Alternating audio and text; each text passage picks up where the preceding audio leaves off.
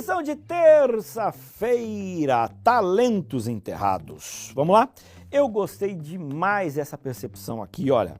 Se liga de novo, eu já li, acho que foi antes de ontem que eu li. Versículo 15 de Mateus capítulo 25 diz assim, ó. A um deu 5 talentos, a outro 2 e a outro 1.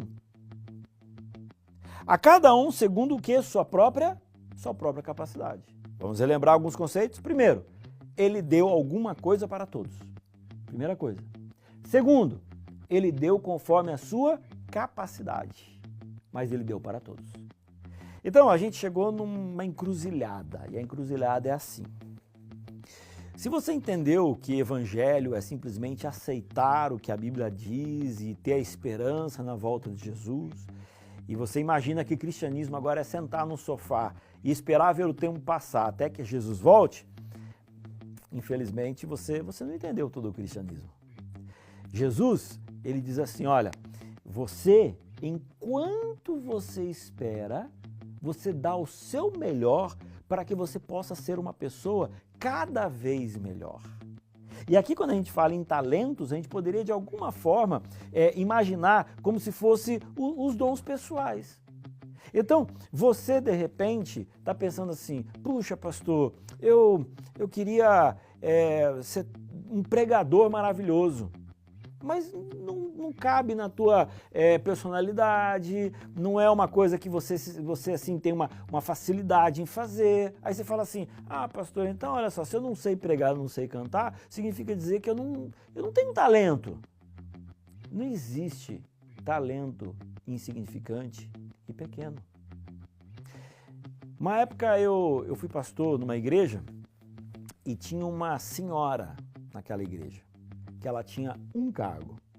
O cargo dela era ficar na porta da igreja, cumprimentando, sorrindo e dando as boas-vindas para as pessoas. E olha, não foi uma, nem duas, nem três, nem 4, nem 5, nem 10, nem 20, nem 30 pessoas que depois que estavam na igreja disseram assim, olha, eu vim à igreja pela primeira vez com medo, não conhecia ninguém, mas quando a irmã tal me cumprimentou e sorriu para mim, parece que é como se eu estivesse na minha casa. Qual era o dom dela? O dom dela era sorrir. Era dizer, seja muito bem-vinda. Esse era o dom.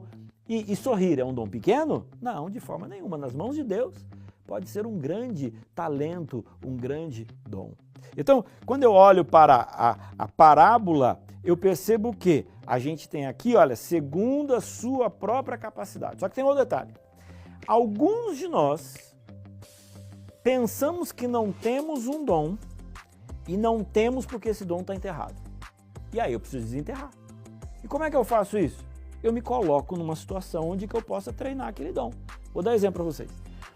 Eu gosto muito de visitar as equipes de Caleb, no momento do Caleb, né? Aqui no sul do Brasil acontece no mês de janeiro. E é legal demais quando você chega naquela equipe, começa a conversar com um, com outro, daqui a pouco uma pessoa vira para você e fala assim, pastor, eu nunca tinha pregado na vida, mas eu cheguei aqui no Caleb e precisava pregar, pastor, e eu comecei a pregar. Aí alguém do lado fala assim, pastor, e a gente não sabia, nem ele mesmo sabia, esse menino aqui, olha, tem o dom da palavra, da pregação, ele está arrebentando. Aí você olha para o menino e ele fala assim, então pastor, mas eu não sabia, eu comecei faz uma semana, faz 10 dias a pregar. Era um talento que estava enterrado. Então, às vezes, a gente pode ter um talento enterrado. E aí eu queria colocar para você. Se coloque em situações que você possa descobrir e multiplicar e utilizar melhor o seu talento. No meu caso, eu sou filho de pastor e um dia eu falei para meu pai, eu gostaria de tentar pregar. E ele me levou numa igrejinha que devia ter naquela quarta-feira à noite, talvez umas 7 ou no máximo 10 pessoas. E eu me lembro quando eu levantei, segurei assim no púlpito, comecei a falar, falei. Depois que eu falei tudo, eu sentei. Aí meu pai levantou e falou assim, olha gente, o que o Elmar queria dizer, e aí ele pregou mais uns 30 minutos, sabe por quê? Porque eu falei tudo o que eu tinha para falar em 6 minutos. E assim eu comecei a pregar. Aí você prega numa quarta, você prega da próxima vez melhor no domingo, daqui a pouco você passa uma carta missionária, daqui a pouco você passa uma lição geral, daqui a pouco você prega um sermão numa igreja pequena e você vai crescendo, você vai se desenvolvendo, você vai encontrando aquele dom e você vai multiplicando e aperfeiçoando.